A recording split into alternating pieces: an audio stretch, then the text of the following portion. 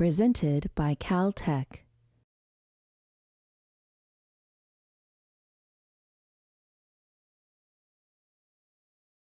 So today I want to kind of take off where we left off last time. So far we've been talking about simple harmonic motion. A particle just oscillates back and forth, simple sinusoidal stuff, and it's nice and easy. Today what we do is we try and take heed of life that you actually gave us about life, that be more realistic. Life is not that easy, right? The real world is just not a simple harmonic oscillator. There is more happening. There is friction, there is damping, there is a bunch of non-ideal conditions taking place in the real world. Okay? So what we think about today is the damped harmonic oscillator. Damp.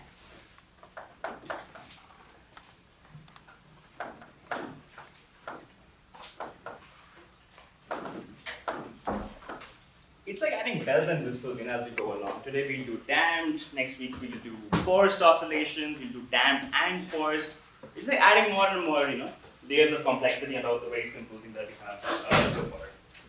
So the idea here basically being that you try and make things more realistic and see that the fact that the solutions become much more complex, both figuratively and literally, I feel. And because of which the math here could be pretty dense sometimes. And from my own time in undergrad, what I remember, on the face it looks pretty straightforward. It's nice and easy. It's like, yeah, I can follow. It's just dense, but it's easy to follow. But I must kind of tell you the fact that most examples in textbooks are usually pretty trivial. It's about take a formula in the book, plug a number, get an answer. That's not what this is going to be today about. So my plan today is to try and give you the underlying subtleties about damped harmonic motion. It's sometimes not there in the book, so try and walk along with me and see what we learn. And along the way, in the paradigm itself, we'll see a bunch of examples show up of how different things work with the damped harmonic oscillator. Okay? So the idea here being, I'll start with the circuits. I don't want to be blamed later on that he did not talk about circuits, he's a bad TA. So we do circuits today. So think about a simple RLC circuit as a model for a damped harmonic oscillator. So I have a capacitor, I have a resistor, I have an inductor, and I'm looking at a discharging RLC circuit. Okay? So at some time t, you take a snapshot, you look at what's happening at that time t. There is some charge, let's say plus q, on the left plate, which is changing with time, minus q on the right plate, as it should be in a capacitor. There is, its capacitance is C, resistance is R, inductance is L. And at this moment in time, there is some current, I as a function of time, flowing through the circuit. I'm sure you've all seen this before. I want to give you a way of thinking about it, a way of approaching it, because people often get confused. When I see a circuit, do I have a minus IR or a plus IR, things like that. They bother people. They used to bother me as well. So I'll give you kind of an airtight way of figuring out what the Kirchhoff's law is for a given circuit. Okay? So again, assume, that's the way to start. Assume certain charges, certain currents, and start from there. Okay? So in this circuit, current is increasing because the capacitor is discharging. It's giving off more and more electron flow in the wires. There's more current being flown. And what I want to find out is the equation of motion for this circuit. Okay? People often try and just look at it and write it down. Do not do that. It just messes things up. Start systematically. Take any one point on the circuit. Let's call this point A. Okay? And let's think about the fact that energy is conserved in a conservative force. And this is all electrostatics, or at least weakly dynamic. It's not changing very fast, so there's no relativistic effects here. So we'll think about Kirchhoff's law in the usual sense and start with V sub A, the potential at the point A, and think about a direction of a loop that you would follow along the circuit. It could be with the current or opposite to the current. You choose a direction. Okay? So for example, I choose the fact that I will traverse the circuit from A clockwise. So this is my direction of traversing the circuit. I start at V of A. I'm traveling along nice and forth. Wires have no resistance, hence no voltage drop. I I hit a capacitor. Now I'm at the right plate and I'm going to the left plate. So I'm going from a plus Q to a minus Q. I'm going from a higher to a lower charge, you're dropping in potential. Okay? So there is a minus Q of t over the capacitance. That's the potential change as I go from the left to the right plate. And why am I doing that? Because I'm following this clockwise direction as I go from point A and make a closed loop in the circuit. Okay? So minus Q over C. Go down, go down, go down, nothing ever happens, just wires, ideal. I hit an inductor. Now the inductor tries to oppose the change of things happening in the inductor. Okay? So the current is flowing through from left to right. I am going from right to left. And therefore the change that happens is minus of minus L di of t over dt. If you go along with the current, the voltage drop is minus L di dt. I am going against the current, hence there's an extra negative sign there. I go on, I hit the resistor. Now I've assumed current to flow from in this direction. And therefore when I traverse the resistor from bottom to top, I am going against the current. And therefore, as we know, across the resistor, currents flow from higher to a lower voltage. And I am therefore going from a lower to a higher voltage. Again, a plus sign. So plus I of t times R. And I reach back to point A. That's V of A again. V of A is just a device, it cancels off. And what do I have? I have L di dt minus plus I times R minus Q over C equals 0. And it is a discharging circuit. The charge is going down with time, hence the current is minus Q dot. It's how the charge is changing with time. Plug it back in. We have L times Q double dot plus plus R Q dot plus Q over C equals 0. Or Q dot, Q double dot plus R over L, Q dot plus Q over LC equals 0. Okay, so think systematically again. It's not always about using the formula in the book. Your homework, like homework 2, which is out on the website now, it is not this example. There is an additional battery in the circuit. So do not, please do not go pick up a formula in the book and just use it. It'll be wrong. So try and do the same thing again, but with an additional DC voltage source. Things will not change much, but slightly different. Okay. So that's our equation of motion again. Acceleration of this variable. The natural oscillation piece, omega squared times the variable itself, and a damping piece. Okay, it's proportional to the first derivative of the variable. This is what damps stuff out. In the spring case, of course, we all know mx double dot is the total force, which is minus kx plus some damping force. And I can, of course, Taylor expand my damping force out as a function of my speeds, and if my speeds are small. So if x dot is small in the right units, then of course I just have mx double dot plus bx dot, where b is characterizing the damping force x dot, f damp, plus k times x equals 0, which is just saying x double dot plus gamma x dot plus omega naught square x equals 0. Now the fact being that all these equations have the same form. It's the double dot, a constant times a single dot, plus a positive number times the variable itself. So on the RLC circuit, how did you go from the negative Q over C to it being positive in the second one? This one here? Yeah, So I just put an I as minus Q dot, okay. and just take everything in. Minus is 1, change the minus sign. Then the R2 should be negative. Something go wrong. Okay, minus Q. Oh no, okay. Works? Yeah, I got you. Okay. Hopefully physics works. Okay, so the point here being that every damped harmonic oscillator will have a particular form looking like this. In this case, my gamma is R over L. My omega naught, the natural frequency squared, is 1 over LC, as you all remember from homework 1.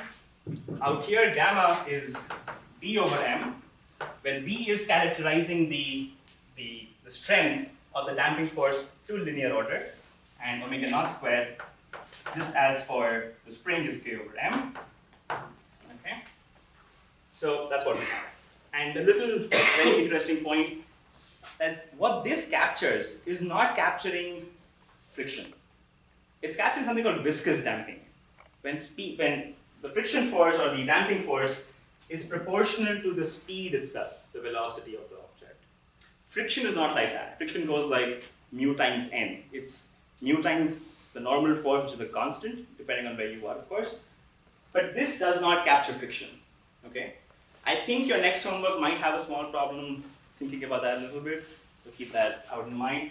This does not capture friction. So it's not the best model, but it's a model of how many things work in the universe. Okay, so we have this.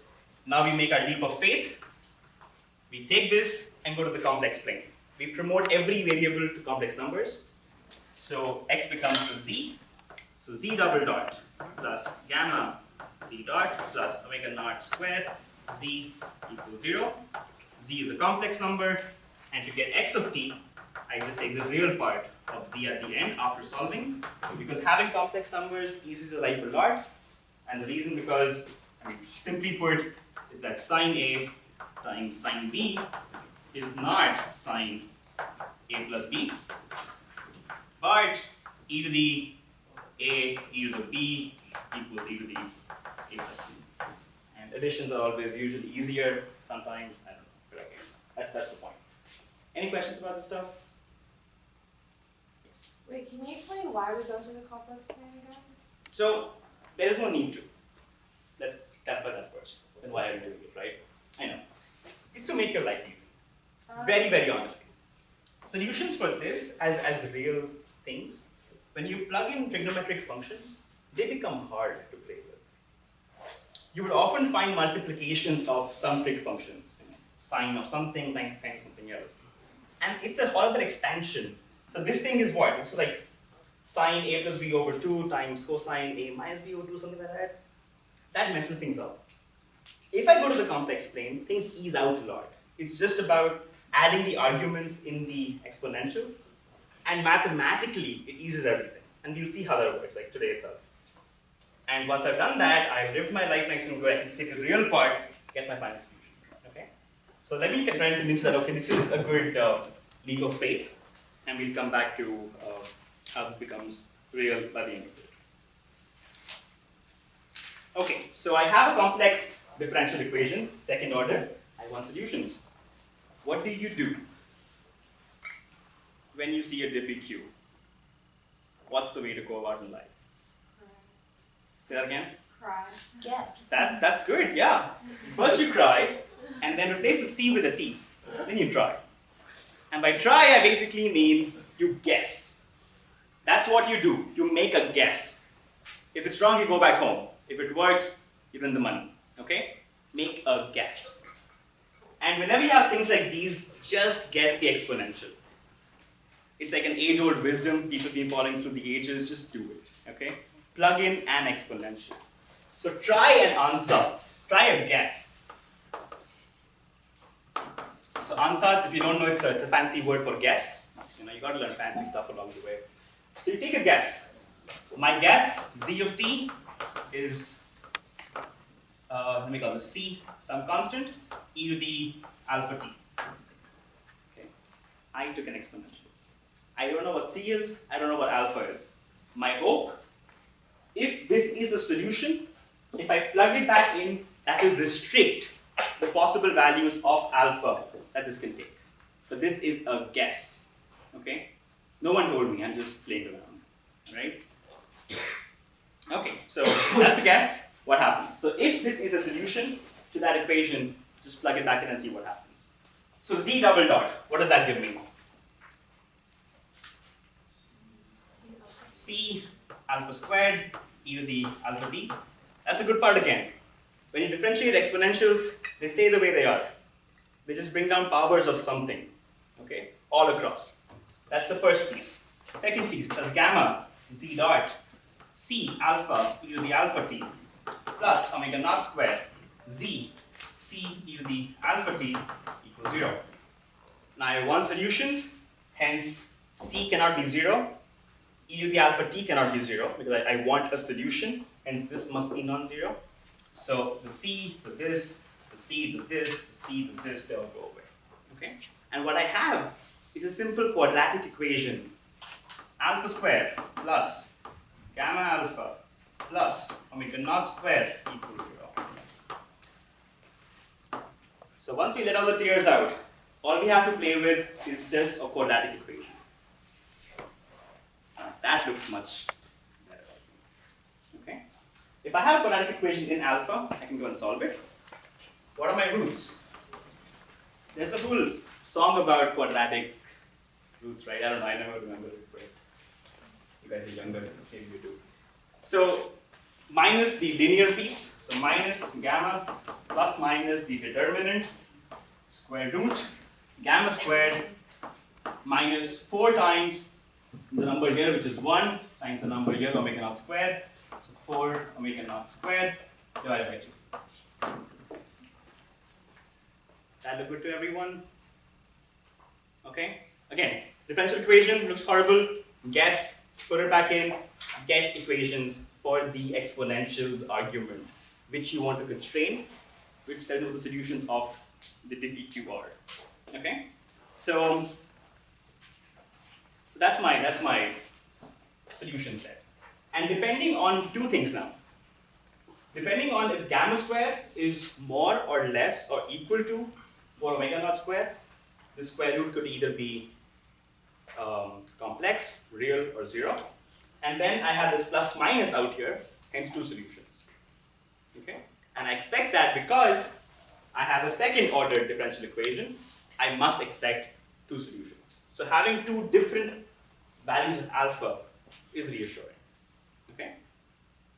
Alright, so I have alpha, and if I want, I can like finish off everything in the next 5 minutes by saying, depending on if gamma square is more than 4 omega naught square, it's overdamping. This is more than this is underdamping. It's equal, it's critical damping. Draw a few plots, it's all done. But there is much more going on there. Let's try like dig in and see what we can find. So let's go case by case. Again, don't be afraid to make assumptions. Don't be afraid to look at cases. It might become hard with time, but it'll eventually, all get together. This reminds me of a little lesson in life, I guess, as well. I can preach now and more. Whenever you start something new, you always start with you're excited, you're motivated, things look nice and interesting. So you're at the peak of your motivation. And then as stuff becomes detailed and gory and it's annoying, you kind of go down in your motivation. And then once you're seeing stuff, then you see the bigger picture again. So this part is not going to be those sad details of things. But once we come out, you'll have a better perspective of what's going on. Okay? So the first case is the case of underdamping. Again, even if I've seen this stuff in lecture, please try and follow along. I'll add in snippets along the way, which will be very interesting, I think. Underdamping. And that's the case when, so which is the damping piece? The damping piece is the gamma term. It's the damping force term. If it's underdamped, the gamma is less than, colloquially speaking, the natural frequency of my system. It's underdamped. The oscillations dominate. So for underdamping, gamma is gamma is less than 2 omega naught. Okay? Because that is what changes the sign in the square root. That condition, is it more or less? That will change the condition here. So if gamma is less than 2 omega naught, it's underdamping. What about the square root now? Is it real or complex? You all see it? Someone speak something? Complex. Why? Because 4 omega naught squared is more than gamma squared. It's square root of a negative quantity, hence it's complex. So I'll call alpha as minus gamma over 2 plus minus I times omega u. Just definition, just relabeling, okay? Took the same thing, wrote this down here, where I'm calling omega u as let's see, square root 4 omega naught squared minus gamma squared, which is, we also want a factor of 2, I also want a factor of 2 out. That's how this looks like. So this is omega naught times square root 1 minus gamma squared over 4 omega naught squared. Does this rewriting make sense to everyone? We all see what I did there? Nothing non-trivial. I just said, okay, the square root is going to be complex. I wrote it down as I, the complex piece, times the real part. The real part I just defined as the negative of the stuff in the square root. The 2 comes from this 2 at the bottom. This is what I. You all see it? All with me? Nods, please. Some nods around. Okay, thank you. So that's alpha. And once I have alpha, okay. So my two solutions for my equation, z1 of t is c1 e to the minus gamma over 2 t plus I omega ut, and the second solution is z2t is c2 e to the minus gamma t over 2 minus I omega u times t. I just put this alpha back in my ansatz, back in my guess, which was this constant e to the alpha t. Alpha is minus gamma over 2 plus minus I omega u. The plus minus give me two solutions. I get two solutions. Okay? And at this stage, C1 and C2 are both complex because these are complex. So these are complex. Okay? And as promised, two solutions, second order differential equation. Okay? So now, when I go back to the real world, or the complex plane, the moment I want to go back from Z, okay, before that, sorry, let's do one more thing. So I have two solutions, and my claim is that if I add them up together as well, Z1t plus Z2t, this is also a solution to my differential equation. And the key word here is linearity. My diff EQ is linear. If I have one solution, I have another solution. Any linear combination of them would also be a solution. Do we all see that? Okay? Yeah. And honestly, this feature about linearity is fundamental, it's core to the idea of quantum mechanics. So it's not just some mathematical assumption, it's how the world works. It's very quantum mechanical when the actually goes forward. And we call this thing a superposition. You're basically superposing two solutions to get the most general solution that you can ever have. Okay? So this is also a solution. Okay? And now when I go from Z to X, shit just got real. Like literally. Okay. So this is, we have a real function now, and if X has to be real, which is the real part of the sum of the two, and therefore what must happen is that this would imply that C1 is C2 star. Can we all see that? Z1 plus Z2 is Z, taking the real part, therefore the imaginary part has to vanish, and this must be the complex conjugate of that. Exponentials already are. C1 must be C2 star. I can work it out, just like another liner. X of t is and let's say I'm writing down C as C e to the I phi as a complex number. C2 star is C1, and therefore I have 2C cosine omega u t plus phi. And let me call this A, so this is some amplitude cosine omega u t plus phi. times e to the minus gamma t over 2, e to the minus gamma t.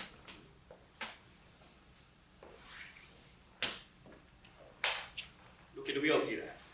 Kind of went a little past that, but again, solutions, get the real piece. When I take the real piece, exponentials give me cosines. That's the cosine. Exponential has a damping piece, minus gamma t over 2. Gamma is a positive number. So gamma is positive because d is a positive number. So there is this damping which is taking place, and there's the oscillation from the I omega ut term. Things are oscillating. Okay? So the underdamping case, there are oscillations, and the oscillations are dying out with time. If gamma were 0, if there were no damping force, if gamma is 0, this piece becomes a 1, you have your regular simple harmonic motion. Okay? And to plot it out, I'll put this here as a function of time. So this is corresponding to, let's say, x at time 0 is some amplitude a, and x dot at 0 is 0.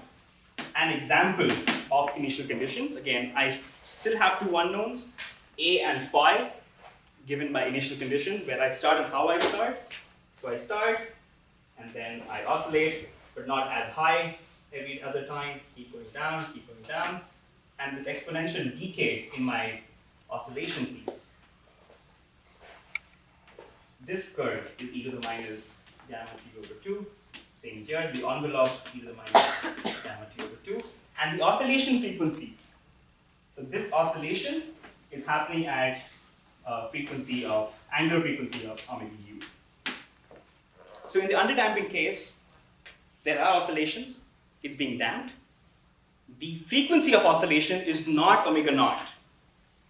We often make the mistake, frequency has to be omega naught. No. Frequency is omega u in the underdamping case, and the u is for the underdamping, underdamped. And as you can notice, omega u is less than omega naught, because omega naught times a number less than 1. And therefore, the frequency is smaller. It takes longer to oscillate as expected. It's being damped out. And there's an exponential envelope which keeps on decreasing as we go along. And again, exponentials are very powerful functions. For example, let's say if omega u were about 0.8 omega naught for some system, example, okay? Just 20% off from 20% deviating, not 20% off. 20% deviation from omega naught, just after 2 cycles, after 2 repetitions. So after omega u times t equals 4 pi, so 2 cycles, okay? The damping, so my oscillation becomes 10 to the minus 4 times my initial value. So as quickly as 2 oscillation cycles, if my omega u is just 20% deviating from the natural frequency, I die out by a factor of 10 to the minus 4. It's pretty effective, but still, the oscillations survive. There are oscillations. Okay? Any questions about this stuff? Often books will just kind of give you solutions and say, okay, in this case, this is what you get. There's the logic behind everything. Start off, assume, plug it, get conditions, look at the cases, get the answers. Okay?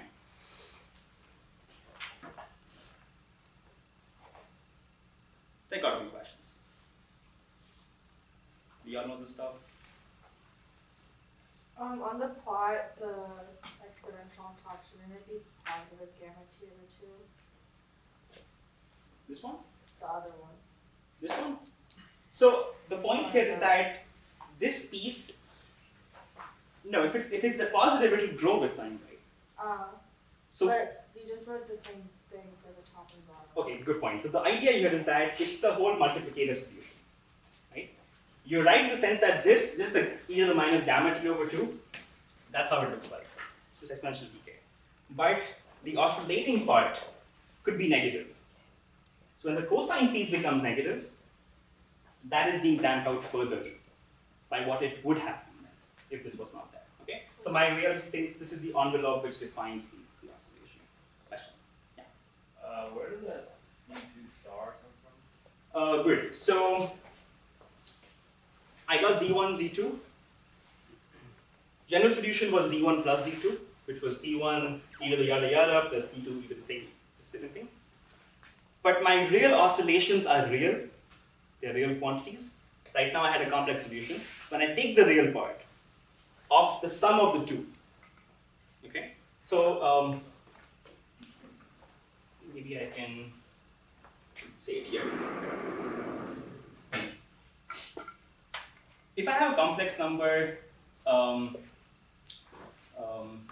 Z1 and Z2, and I'm claiming that this is real,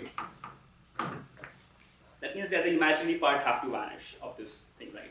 If this is x1 plus I y1, this is x2 plus I y2, if this is real, then I must claim that y1 plus y2 has to be 0. So y2 is minus y1, and hence so if y2 is minus y1, this implies that z2 star is z1. Do you see it now? Because when I did complex conjugate, I flip the sign of the imaginary part and they cancel off. So what I did here was, when I'm adding them up and I want the real part to survive, imaginary parts to cancel off, they have to be complex conjugates. The exponentials already are complex conjugates of one another. Excellent. Anything else? Yes. Can you go over the last part you went of like the omega mu equals like 0.8? Just a little example. Like for example, in a real situation, in some setup, there's some damping, viscous damping, and say that omega u is 0.8 times omega naught. Omega is always less than omega naught, as we just saw. So let's say for some value of gamma, it's 0.8 times that. My key point here being that even if it's just like 20% deviating from omega naught, just after 2 cycles of oscillation, I start here, whoop, 1, whoop, just by these 2 cycles, my amplitude has gone down by a factor of 10 to the minus 4, which is a pretty huge number. I started off, let's say, at 10 meters, I go down to 0.00 meters. So this damping it's strong enough, even for like slight deviations from the omega naught case. That was the point, yeah. Okay, so that's the underdamping case. Let us now look at overdamping. This becomes more interesting. So,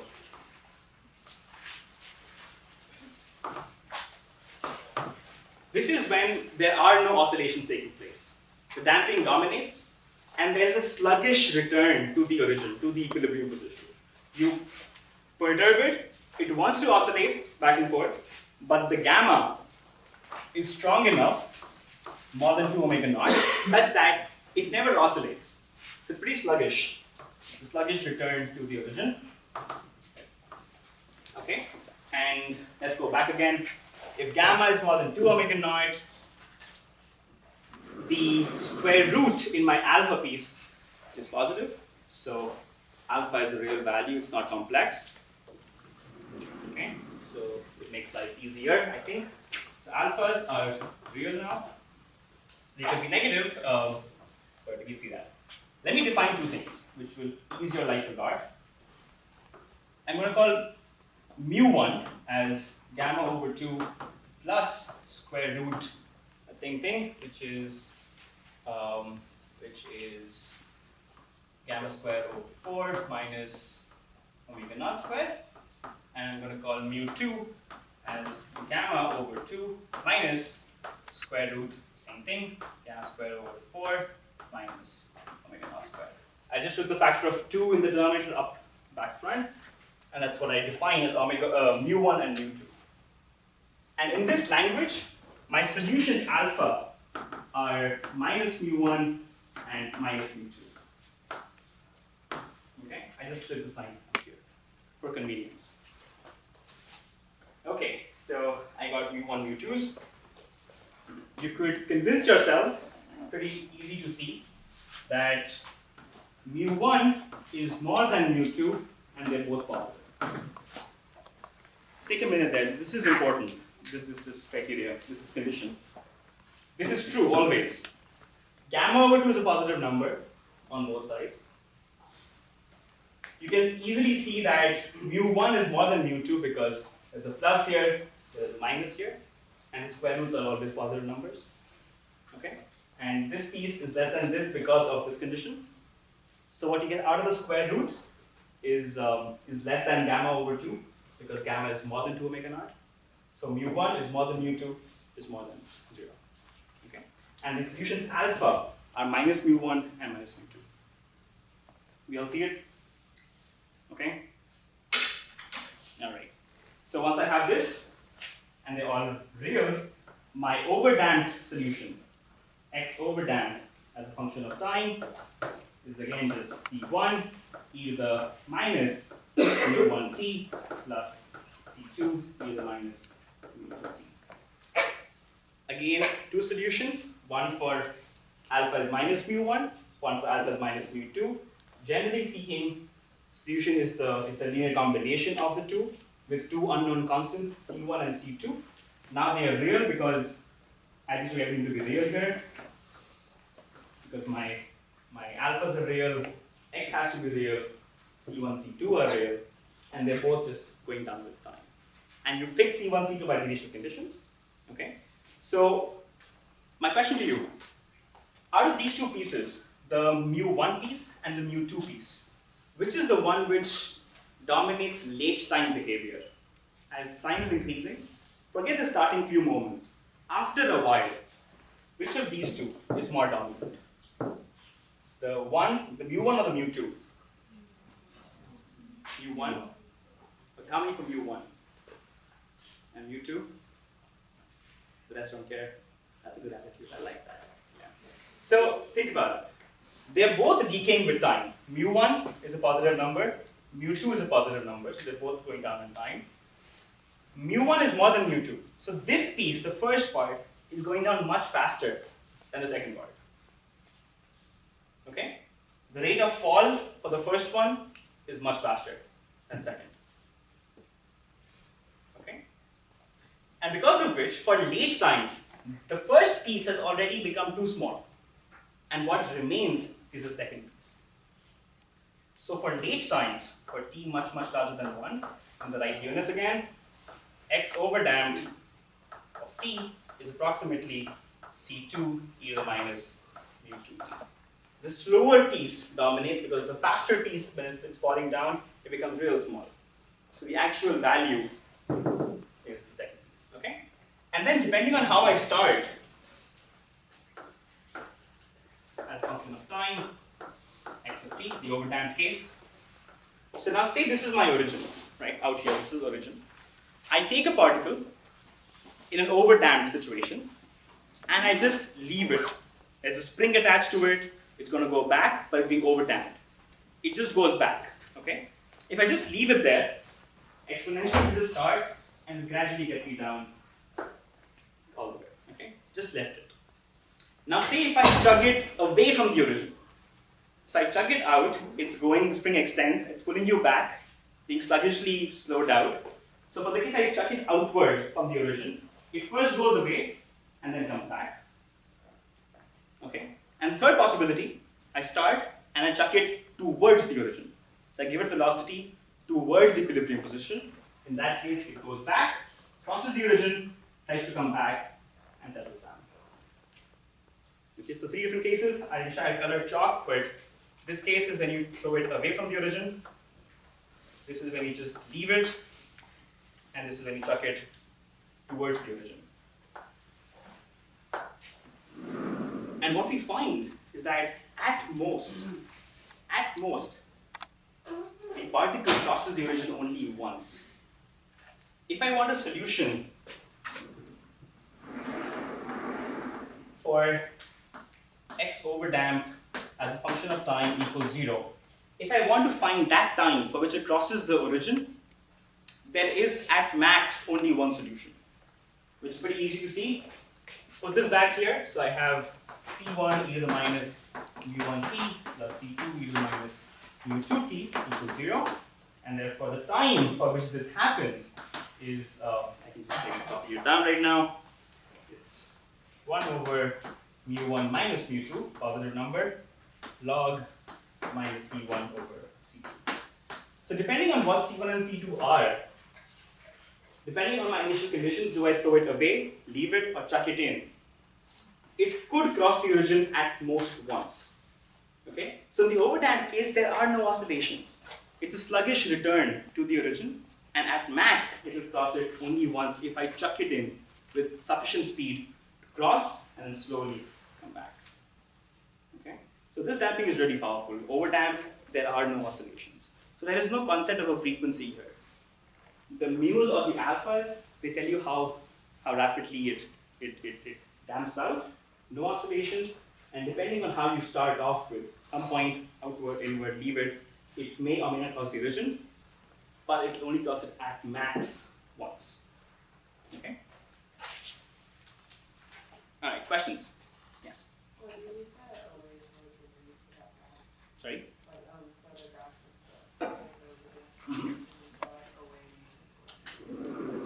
So what do I mean by that? So, okay, this is my origin. I have a spring with a particle. Okay? I extend it out. Now the case of leave is I just leave it. Okay? So now the thing gets pulled back, but it's overdamped, it slowly just comes back and settles to the origin. It just settles out. Okay? It starts off, comes back to the origin, and just stays there. Okay? Second case is where I put it away. So I take it and I chuck it out, away from the origin. So there is some initial speed away from the equilibrium point. Now when it goes outwards, it goes further away, hence it goes further away. The spring pulls it back, it's overdamped, slowly just come back to the origin. Third case, I start it again, but now throw it inward. Now the spring is pulling you back, and I threw it inside now as well. So it's going much faster, and if I threw it fast enough, it will cross the origin once, go a little bit, and then come back slowly, but never cross it again. So just once, okay? That's what this once here is doing. Good. Oops. Okay. All with me? Yes. How can we find what C1 and C2 are? That's good. So C1, C2 are initial conditions. Okay, because again, solutions, second order differential equation, there must be two unknowns. So these are unknowns to be determined by initial conditions. So something like this. So here my first condition was I'm starting off at some x equals a. Like this was the length a that I started off. So the condition x of 0 is a, is one condition. And depending on if x dot at 0, if x dot at 0 is 0, this is one condition. X dot at 0 is a positive number, it's this condition, it's negative, it's this condition. So what those numbers are, total that you will see C1 and C2 are. Okay. Okay. This might look boring on the face of it, I can totally imagine. This was not one of my favorite topics at that either. But we got to learn this, and along the way, just appreciate the finer points that omega u is less than omega naught. Overdamped case is very sluggish, at most once crossing, things like that. They're important, I think. Okay. Now for the case of very heavy damping. So very heavy damping. By that I mean gamma is much larger than omega naught. Not just larger than 2 omega naught, it's really large. Okay? It's being heavily overdamped. In that case, what's the value of mu1 approximately in this approximation? Mu1 is there. The square root piece, if gamma is much larger than omega naught, the square root is almost gamma over 2. Okay? Again, in the limit, gamma over 2 is much more than omega naught. The square root is approximately gamma over 2. Gamma over 2 plus gamma over 2 is gamma. So this is approximately gamma in the very heavy damping mode. What's mu2 approximately? If I just take that square root to be gamma over 2, it's approximately 0. Okay? But I want an approximation. Again, matter of scales. It's almost 0, but it's a small number. So I tailor expand my square root, and therefore this is gamma over 2 minus gamma over 2 times 1 minus omega naught squared over 4 over 2 gamma squared. That look okay? Binomial expansion of the square root, 1 plus that, take the gamma over 2 outside, what you get is power of half, pulls down the power of 1 over 2, this is what you get, okay? So mu2 approximately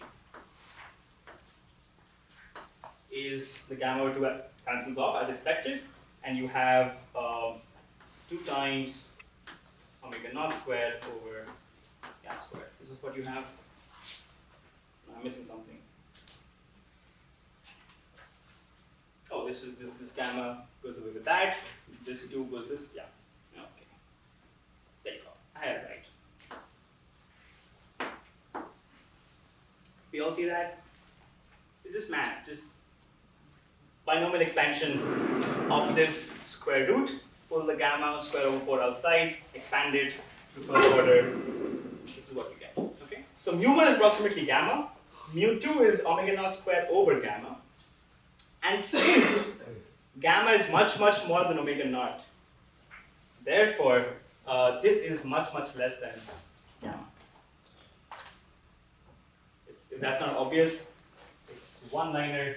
So if gamma is more than omega naught, gamma squared is much, much more than omega naught squared, and hence gamma is much, much more than omega naught squared. So I have approximations for both of these. And again, for late time behavior, in the extra heavy damping case and late time, x of t in the overdamping case, for the very, very low overdamping case, which piece dominates? The mu2 piece dominates for large times for the same reason I discussed there. So this is approximately C2 e to the minus mu2t. Mu2 is omega naught squared over gamma times t, and let's call this C2 e to the minus t over tau. It's a relaxation time as it goes down, okay? And this time tau is omega naught squared over gamma, which is much, much more than, this is here. Okay? So how fast it's going down is governed by the ratio of omega naught squared over gamma. Okay? And the time period, the time it takes for it to come down by 1 over e, which is what this time is doing, is much, much more than the natural frequency period, 2 pi over omega naught, which is expected, right? For late times, it takes much more, it's more sluggish to come back to the origin as compared to simple oscillations because it's being overdamped. Okay? It should be all the way down. It should be gamma over omega naught squared because it's over tau. Okay.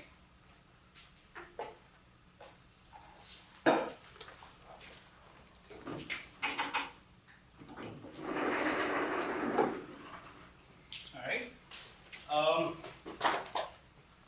So I have in this case x overdamped as a function of time is this constant C2 e to the minus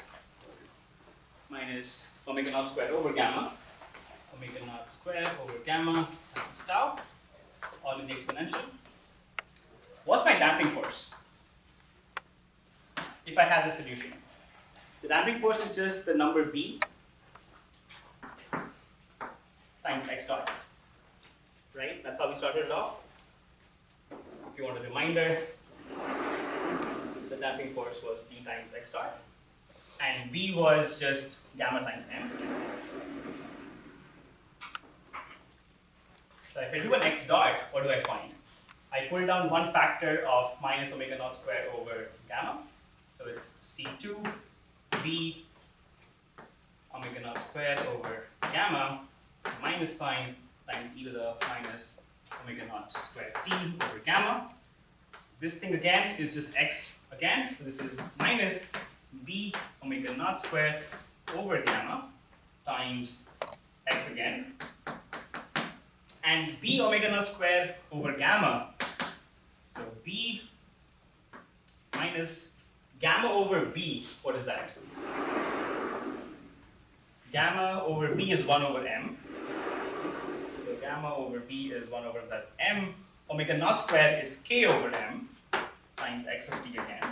M go away, it's just minus k times x.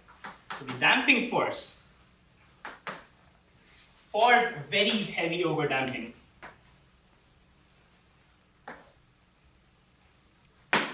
it's matching with the spring force. And now this should kind of get you back. If it's a very heavy damp system, think about a spring in a thick liquid. I perturb it, it wants to come back. It's barely accelerating. At every point, the spring force is being balanced out by the damping force. It's hardly, it's creeping back slowly and steadily. So at every location, for the very overdamping case, the damping force is balanced by the spring force. It will slowly recover it. Okay? And as expected, if it's barely moving, the way it moves is mass independent. Inertia will play no role because it's moving so slowly. And if it's moving so slowly, then masses will not play a role. Okay?